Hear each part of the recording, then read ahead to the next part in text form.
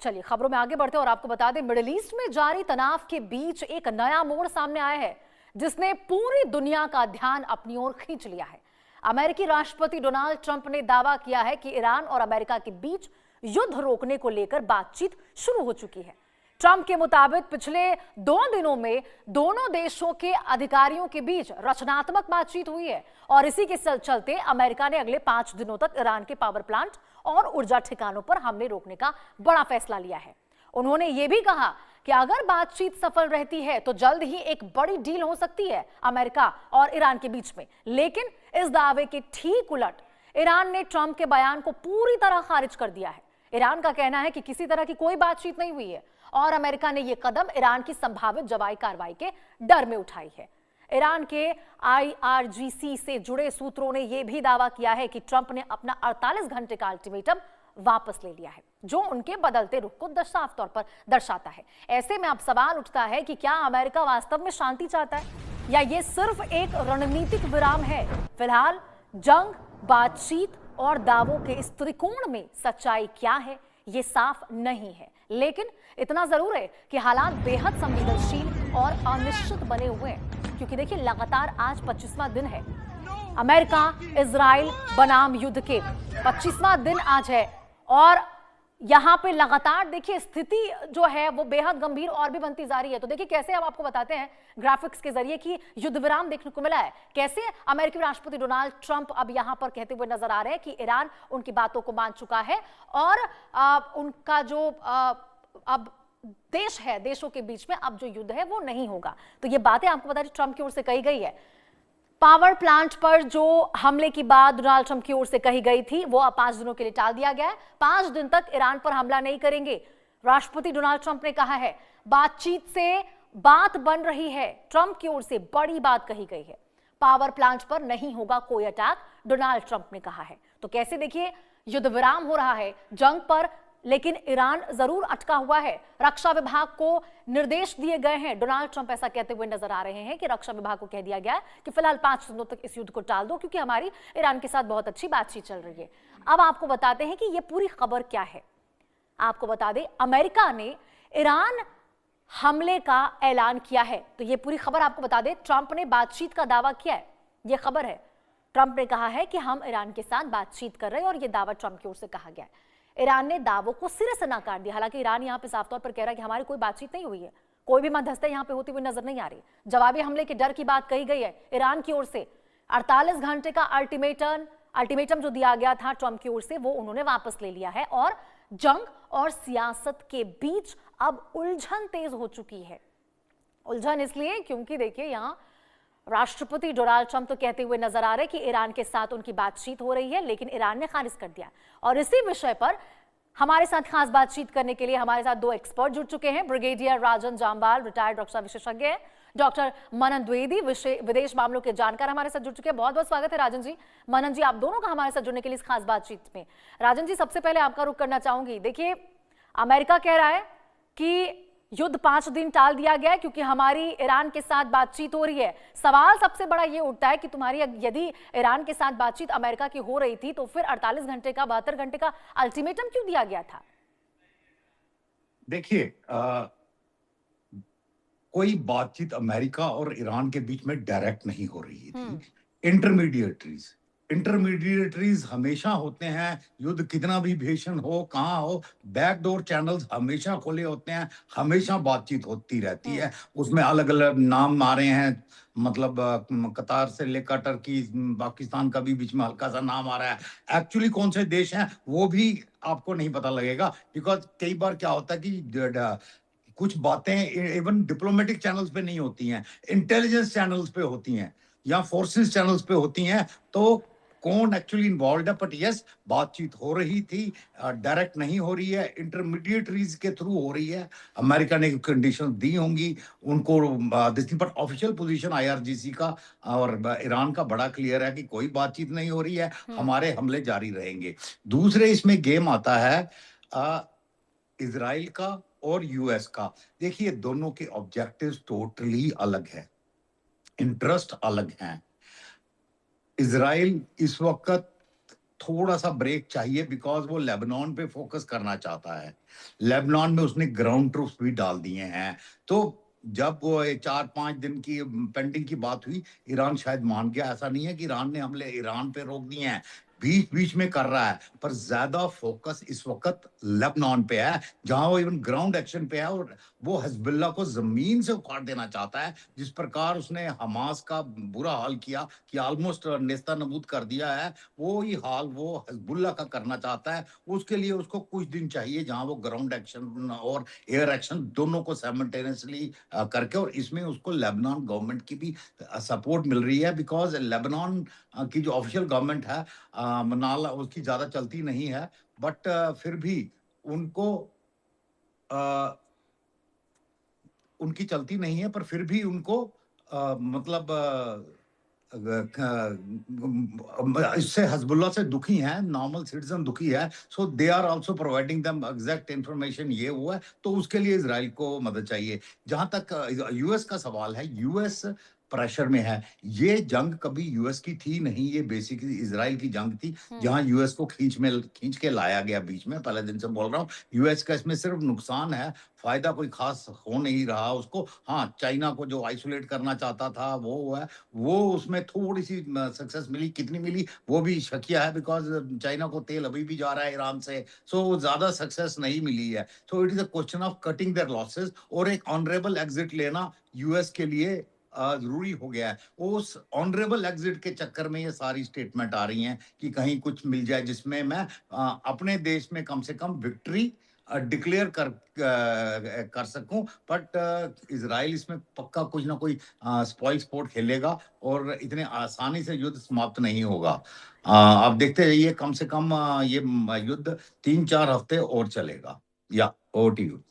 बिल्कुल राजन जी, ये बिल्कुल सही बात आप बोल रहे हैं, क्योंकि मनन जी, राजन जी साफ तौर पर कह रहे हैं कि यहाँ पे अमेरिका को कोई लाभ नहीं हो रहा था, और इजराइल का दबाव था, क्योंकि इजराइल ने कह दिया था कि यदि अमेरिका साथ दे ना दे, हम तो हमले करेंगे ईरान पर। और इसलिए कहीं ना कहीं दबाव में राष्ट्रपति ट्रंप इस युद्ध के चक्कर में फंस गए, और अब यहाँ पर अपने बनाए हुए चक्रव्यूह से बाहर निकलने की कोशिश में, और ये उनके एक एग्जिट प्लान का हिस्सा ही है। क्या वो कहते हुए नजर आ रहे हैं कि हमारी ईरान के साथ बातचीत चल रही है, और इसलिए हमने जंग को फिलहाल के लिए यहाँ पर जो हमले करने थे उसको रोक दिया 5 दिन के लिए? देखिए, मैं यहाँ पर सबसे पहली बात यह कहना चाहूंगा, हमको इन चीजों पे नहीं जाना चाहिए कि यहाँ पे क्या हो रहा है, किस स्टेज पे लेबनान में वॉर पहुंचा हुआ है। मैन टू मैन कॉम्बैट हो रहा है, और मिसलिंग के बाद, शॉक एंड ऑ के बाद इजराइल अपना पूरा ध्यान लेबनान पे लगा रहा है। मैं आपसे यहाँ पर ये कहना चाहूंगा कि जहां पर डिप्लोमेसी होती है और जहां पर कूटनीति होती है, वहां पर ये देखा जाता है कि झूठ और रिटोरिक, थिएट्रिकल एलिमेंट जो होता है बातचीत का, उसके अलावा कोर्सिव वे में बातचीत करना, सिग्नलिंग करना, इंडिकेशन देना मीडिया के थ्रू, जिसे मीडिया डिप्लोमेसी कहते हैं, और इसे इमीडिएट डिप्लोमेसी भी कहते हैं। तो ये सारी चीजें इस समय, इन सारी चीजों का जो मेलजोल हो रहा है, वो बेसिकली इस समय ईरान और यूएस के वॉर में हो रहा है। और तो मुझे लगता है कि जिस तरीके से ये फॉग ऑफ डिप्लोमेसी चल रहा है, जिस तरीके से फॉग ऑफ कूटनीति, फॉग ऑफ वॉर चल रहा है, ईरान तो एक तरफ ये कह रहा है कि सीज फायर की और युद्ध विराम की कोई भी बात नहीं हुई है, वहीं पे डोनाल्ड ट्रंप ने बिल्कुल गिरगिट की तरह अपना रंग बदला है, और उन्होंने कहा है कि भाई 19 अप्रैल तक ईरान का जो ऑयल स्ट्रैंडेड है जगह जगह पर सीज में, वहां पर उसको जाने दिया जाएगा, क्योंकि एक वैश्विक तेल संकट का, एनर्जी रिक्वायरमेंट्स हैं सब कंट्रीज के। तो कोई भी प्रेसिडेंट ट्रंप हो या कोई और, अपने ऊपर ये ब्लेम नहीं लेना चाहेगा कि उनकी एक्सपेंशनिज्म और उनकी हेजिमोनिक इच्छाओं के कारण, एम्बिशंस के कारण ये वॉर हुआ, या फिर एनर्जी क्राइसिस का कोई भी ब्लेम अपने ऊपर से नहीं लेना चाहेगा। उसके अलावा मैं ये कहूंगा कि जो मैं पहले बात कर रहा था, ट्रंप कह रहे हैं कि बड़ी प्रोडक्टिव और बड़ी रचनात्मक बातचीत हो चुकी है, और एक तरीके से युद्ध खत्म होने की पूरी बातचीत भी है। पर जैसा कि मैंने आपको कहा, डिप्लोमेसी का मतलब होता है, वॉर डिप्लोमेसी की बात कर रहा हूं मैं, अब प्रोटोकॉल और office work, day to day routine diplomacy की बात नहीं कर रहा।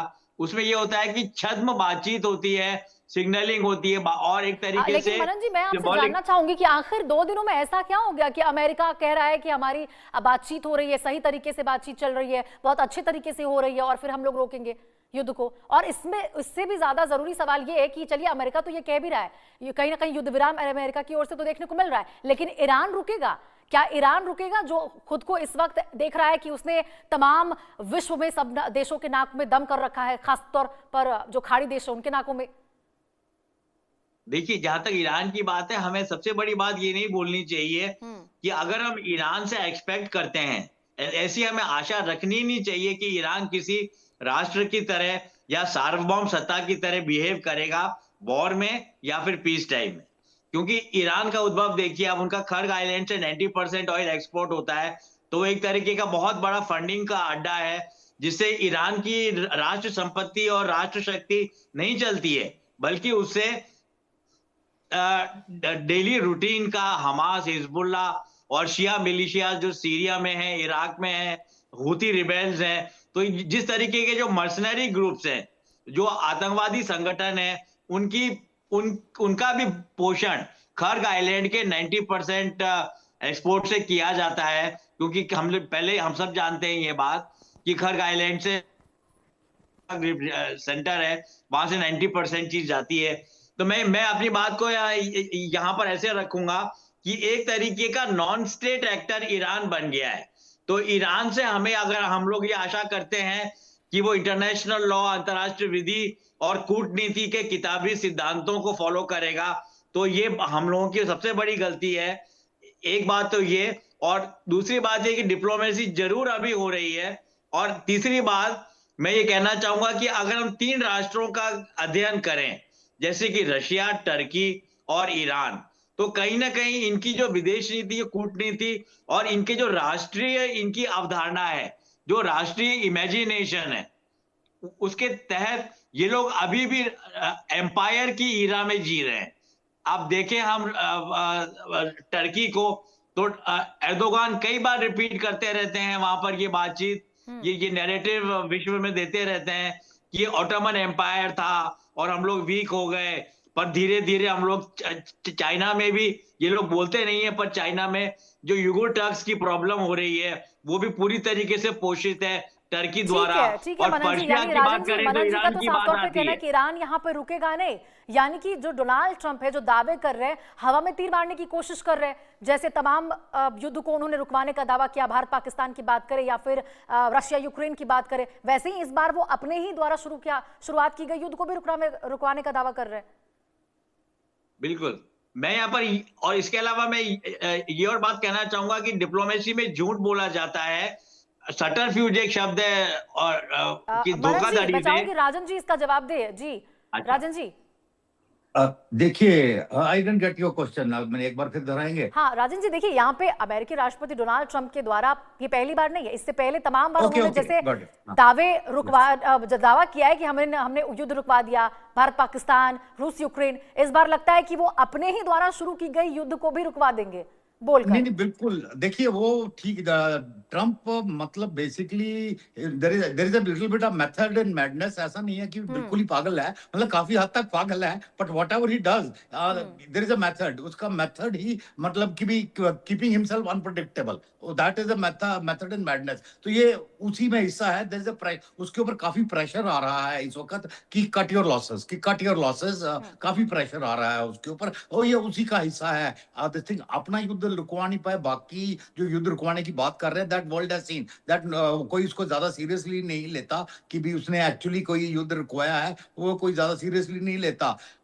उसकी पावर की मतलब एक्चुअली परीक्षा भी यहाँ पे ईरान में है, बिकॉज यहाँ से अगर इम्युलेट होके बाहर निकले अगर, सो अमेरिका का एज ए सुपर पावर जो बिल्कुल नीचे आना ऑलमोस्ट तय है कि भी it lose its status as the sole super power. फिर एक्चुअली दुनिया मल्टीपोलर वर्ल्ड की तरफ बढ़ेगी अगर ये ह्यूमिलेट होके थोड़ा सा बाहर निकल रहे हैं, जिस तरफ इशारा हो रहा है कि मतलब युद्ध जाता दिख रहा है। पर यहाँ पे वो बेट इस पे भी कर रहे हैं कि आई एम श्योर एक चीज और हुई होगी कि ये 4-5 दिन क्यों बोल रहे हैं, they would have establish contact with some important people, because normally ऐसे युद्धों में ये होता है कि कुछ इंपॉर्टेंट पीपल जो ईरान के अंदर है, आप उनको मतलब अमेरिका की जो पॉलिसी है, आप उनको आउटराइट खरीदने की कोशिश करते हो, आउटराइट परचेज। तो शायद उन लोगों को लग रहा है कि 2-4 दिन के अंदर कुछ बड़े लोग बिकने को तैयार हो जाएंगे और what ever, and that will change the direction of war. मतलब कि वो आइदर डिफेक्ट कर जाएंगे और they will cause an internal डिसेंशन उस लेवल की कि जिसको अमेरिका एक्सप्लॉइट कर सके। कुछ ना कुछ इन 3-4 दिन में अगर वो बातचीत तो खाली जैसे मैंने बताया इंटेलिजेंस चैनल्स के थ्रू या के दूसरे चैनल्स के थ्रू हो रही है, but in the meantime कुछ ना कुछ उनकी प्लानिंग चल रही होगी which is likely to fructify in these 3-4 days, because normally ऐसी चीजों में ऐसा होता है कि आप अंडर कवर कुछ ना कुछ कर रहे होते हो जिसके लिए सडनली आपको पता लगता है आपको 2-4 दिन चाहिए, 2-4 दिन चाहिए, फिर उसको बातों से आप कवर करके कर रहे, जो ये कोशिश कर रहे हैं ट्रंप की बातों से उस पीरियड को कवर करने के लिए। अब ऐसा क्या है, 3-4 चीजें हो सकती हैं। कुर्द एकदम खड़े हो सकते हैं कि उनकी तैयारी पूरी होगी है, फंडिंग उनको दे दी गई थी, हथियार दे दिए गए थे दिस थिंग, और they have force Saudi Arabia और यूएस ने मिलके they have force Pakistan to enter the war from Balochistan side. I mean कुछ ना कुछ मोटा हो रहा है, या दे आर वेटिंग कि मैं अपने जो marine expeditionary force South Korea और जापान से इकट्ठी करी थी उसकी मोबिलाइजेशन कंप्लीट हो जाए and then they can take over Kharg island, because Kharg island Iran के सर्वाइवल के लिए बड़ा इंपॉर्टेंट है, और अगर उसको फिजिकली कंट्रोल कर लेते हैं तो दैट विल अगेन बी मतलब कि भी यू कैन एग्जिट द बिल्कुल बिल्कुल राजू जी, आप सही बात बोल रहे हैं कि खर्ग आइलैंड जो है वो बहुत इंपॉर्टेंट है यहाँ पे ईरान के लिए। मनन जी देखिए, अब जो आखिरी सवाल और बड़ा सवाल यही है कि ईरान तो, जैसा कि आपने कहा कि ईरान तो नहीं रुकेगा किसी भी कीमत पर, चाहे ट्रंप कुछ भी कह ले। ये भी सवाल बन जाता है कि इजराइल क्या रुकेगा, क्योंकि बेंजामिन नेतन्याहू जो इस बार निर्णायक युद्ध चाहते हैं ईरान के खिलाफ, क्या वो थमते हुए यहाँ पर नजर आएंगे? देखिए, इजराइल की मैं ये कहूंगा कि जिस तरीके से आक्रांता देश पूरे वैश्विक लेवल पे भारत में और हर एपरेटस जो है मीडिया का या कोई सरकारी एपरेटस है, जिस तरीके से इजराइल को एक तरीके से ब्लैकलिस्ट किया जाता है, उसको एक तरीके से आक्रांता देश डिक्लेयर किया जाता है, तो उसके चलते इसके पीछे कहीं ना कहीं कैपिटल जे से जेलसी का फैक्टर इन्वॉल्व है। क्योंकि अगर हम इतिहास को देखें और कंटेम्पररी इतिहास को भी देखें तो इतने युद्ध हुए और पूरा अरब वर्ल्ड उनके अगेंस्ट खड़ा हुआ, और ईरान ने कभी इजिप्ट ने इन सब की लीडरशिप की, इन सब की नेतागिरी की। तो इन चीजों से बचने के लिए ईरान की एक रेजिलियंस आ गई, एक इंटरनल ताकत आ गई, और एक तरीके तक एक प्रकार से ठीक है। वक्त इतने ही की इजाजत देता है मनन जी, बहुत बहुत शुक्रिया राजू जी, बहुत बहुत शुक्रिया मनन जी। देखना होगा कि आगे क्या होता है। ट्रंप ने तो कह दिया है कि यहाँ पर हमारी बातचीत अच्छी चल रही है, 5 दिन तक रुकवा